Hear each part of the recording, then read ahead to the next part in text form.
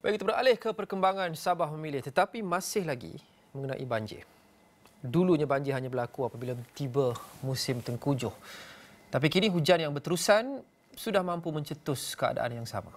Itu dilema yang dihadapi penduduk kampung Sapagaya di Lahad Datu. Dan wartawan kami Syaf Syukri dan juru kamera Nasruddin Samad berkongsi masalah keluhan penduduk yang mengharapkan ada penyelesaian jangka panjang untuk mendepani isu tersebut. Syaf, apa ceritanya?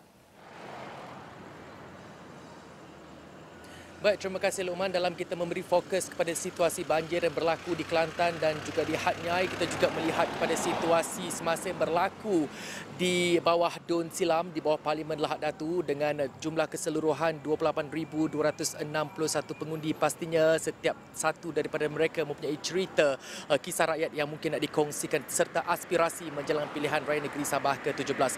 Baik Luqman, walaupun kisah yang nak saya bawakan ini bukan berkaitan dengan situasi banjir yang didepani oleh mereka sekarang, namun penduduk di kampung Sapagaya telah berkali-kali berdepan situasi sama setiap kali berlaku hujan lebat lebih 2 atau 3 jam. Dan situasi ini juga sebenarnya kita revisit berdasarkan laporan pernah Esrawani bawakan sebelum ini pada 1 Februari 2025 dan melihat kelangsungan kehidupan penduduk di sana Luqman, dan kita juga mendengar cerita keluhan mengenai apa yang berlaku dan dakwa mereka banjir baru saja berlaku 2 minggu lepas disebabkan hujan lebat, dan keadaan itu menyebabkan mereka menggesa agar satu langkah yang progresif boleh dilakukan oleh pihak berkuasa dalam menangani isu tersebut, kerana mereka tidak mahukan satu penyelesaian jangka pendek, mereka mahu penyelesaian jangka panjang yang boleh memberikan ketenteraman kepada kehidupan mereka. Kita mendengar kisah mereka, keluhan mereka, dan ini salah satu yang mungkin anda boleh dengarkan.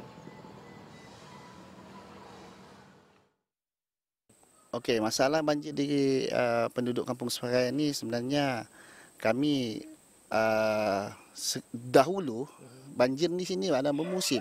Bila musim terkunjur banjir akan baru berlakunya banjir. Tetapi sekarang banjir berlaku bila hujan lebat yang turun melebihi hingga 2 hingga 3 jam, dia akan berlakunya banjir di kampung Sapagaya ini. Jadi inilah sebenarnya permasalahan penduduk kami di kampung Sapagaya ini yang terus berdepan dengan ancaman banjir.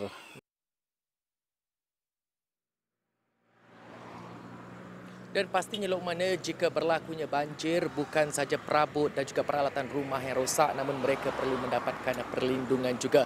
Tetapi ada satu lagi isu yang mendepani mereka pada ketika ini apabila berlakunya situasi banjir akibat hujan lebat. Mereka mendakwa baru-baru ini kelihatan kelibat beberapa ekor buaya yang seterusnya mengancam keselamatan penduduk, dan ini antara yang dikongsikan juga antara penduduk yang saya temui sebentar tadi. Ya, betul. Itulah saya pun sebenarnya heran juga kenapa sekarang di Sabah ini banyak buaya. Termasuklah di kampung Sapagaya ini, di sungai, di semua parik-parik itu ada buaya. Jadi mengakibatkan mengeri. Banjir kita hadapi, buaya kita hadapi. Jadi daripada itu saya sebagai pengurus di JKK mengharap betul kepada pemimpin-pemimpin untuk memberi perhatian kepada penduduk Sapagaya ini, terutamanya sungai-sungai Sapagaya ini dari hulu sampai ke hilir. Baik Luqman, berdasarkan perkongsian sebentar tadi, pastinya penduduk di kampung Sapagaya mahukan penyelesaian jangka panjang, bukan setakat penyelesaian menggali sungai atau mendalamkan sungai, namun mereka mahukan lebih dari itu. Mereka tidak mahu lagi mendepani kehidupan dalam keadaan berjaga-jaga setiap kali berlaku hujan lebat.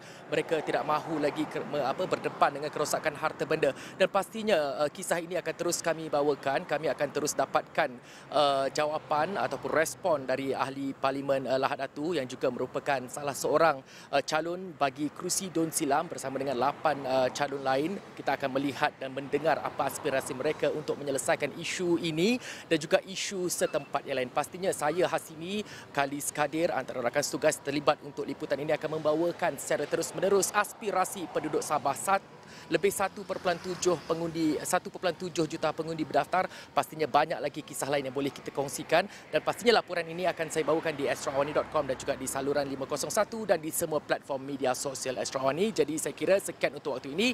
Kembali bersama rakan tugas Lokman Haris di Bukit Jalil.